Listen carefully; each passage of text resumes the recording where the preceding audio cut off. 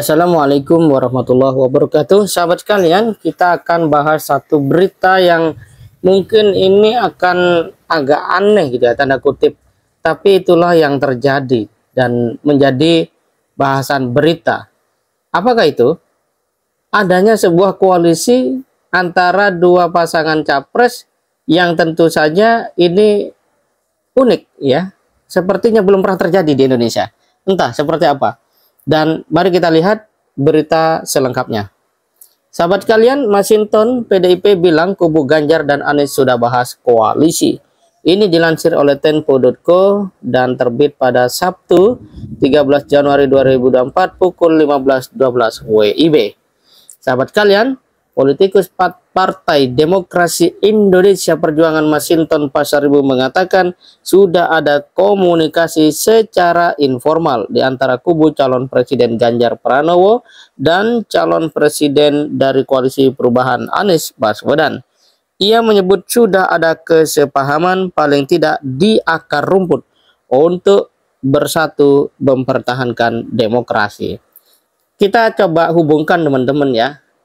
Kubu Ganjar dan Anies sudah bahas koalisi. Kemudian di sini ada kata atau kalimat bersatu mempertahankan demokrasi. Apa yang menjadi stressing daripada kegiatan ataupun peristiwa itu? Tidak lain adalah upaya bersama untuk menyelamatkan demokrasi atau mempertahankan demokrasi. Apakah kemudian ada yang menyerang demokrasi di Indonesia? Lalu siapa yang menyerangnya dan bagaimana cara menyerangnya? Ini adalah pertanyaan-pertanyaan biasa ya teman-teman ketika kita coba untuk menggali lebih jauh mengapa kemudian ada berita seperti ini. Mari kita lanjutkan. Berjalan aja, komunikasi dulu, ini kata Masinton ya. Dia melanjutkan komunikasi informal membangun pemahaman bersama, platform bersama baru nanti diformalkan, kata Masinton yang juga anggota Komisi 11 DPR saat ditemui sebelum acara diskusi di kawasan Pela Mampang, Jakarta Selatan pada Sabtu 13 Januari 2024. Oh iya, soal koalisi kita komunikasi saya dengan teman-teman 01. Wah, ini kita harus bersama untuk menyelamatkan demokrasi ini, kata Masinton merujuk pada nomor urut Anies di Pilpres 2024. Isu kedekatan kedua kubu ini maksudnya ya, mencuat setelah Anies bersalaman dengan Ketua DPP PDIP Puan Maharani usai debat ketiga yang mempertemukan antar capres di Istora Senayan Jakarta Ahad malam 7 Januari 2024. Dalam momen usai debat itu, Puan tak hanya bersalaman dengan Anies tapi juga mengobrol, dan Anies dan Ganjar merupakan capres yang akan berhadapan dengan Prabowo Subianto, kandidat dari Koalisi Indonesia Maju yang disokong oleh mayoritas partai pendukung pemerintah seperti Partai Gerindra, Golkar, Partai Amanat Nasional, Partai Bulan Bintang, Partai Solidaritas Indonesia, Partai Gelora, dan Partai Garuda. Sahabat kalian, kita lanjutkan dalam diskusi di kawasan Pela Mampang. Masinton tidak menjawab apakah kesepahaman mengenai persatuan dengan kubu Anies dan Ganjar ini juga sudah dijajaki di tingkat elit. Namun ia menekankan lagi bahwa soal kedua kubu yang tidak ingin demokrasi ini diinjak-injak dan kembali seperti era sebelum reformasi. 01, 03 sudah satu frekuensi untuk menjaga demokrasi, kata Masinton sebagai perwakilan kubu Ganjar dalam diskusi. Sahabat sekalian, ada kata kemudian dua kubu bahas koalisi mempertahankan demokrasi.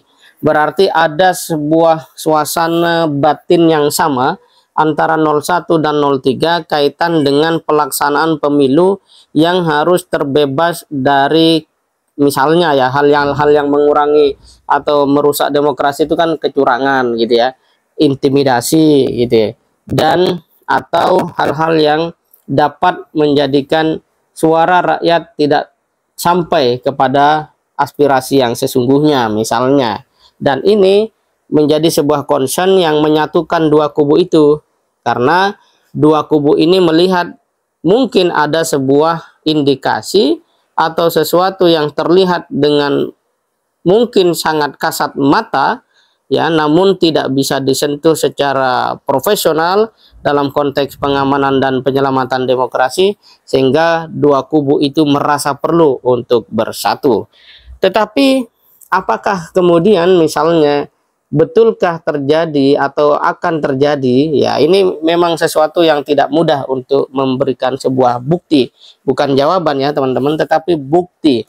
Dan kita lihat bahwa dalam proses-proses demokrasi itu memang banyak hal yang tidak mudah untuk bisa dikatakan begini, begitu, dan seterusnya. Lebih-lebih kalau memang hal-hal yang dikhawatirkan itu justru potensial dilakukan oleh mereka yang punya kekuatan gitu ya, mereka yang punya kekuatan. Seperti kalau kita baca buku Bagaimana Demokrasi Mati ya, apa yang diungkapkan sejarah tentang masa depan kita oleh Stephen Levitsky dan Daniel Ziblatt, kita memang dapat melihat bahwa betapa selalu ada pemimpin yang dia lahir dari proses demokrasi, namun kemudian ia menjelma menjadi sosok yang otoritarian. Nah, apakah itu juga yang menjadi satu kesadaran dari katakanlah kubu 03 yang seperti diungkapkan Masinton ya, ataukah itu juga yang menjadi kesadaran dari kubu 01?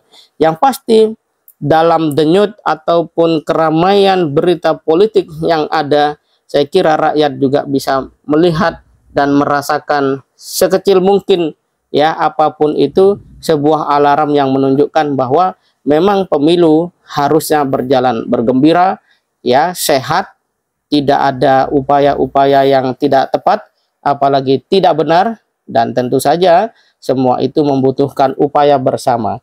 Nah, kalau kemudian dua capres 03 dan 01 berkoalisi dalam hal bagaimana pemilu berjalan dengan jujur, adil, langsung, umum, bebas, dan rahasia, saya kira ini adalah satu hal yang normal untuk upaya supaya demokrasi dan proses berjalannya pemilu, satu-satunya sarana formal pergantian pemimpin di Indonesia, berjalan secara wajar, benar, dan memberikan dampak kemajuan bagi proses perjalanan kepemimpinan Indonesia di masa yang akan datang. Semoga bermanfaat. Assalamualaikum warahmatullahi wabarakatuh.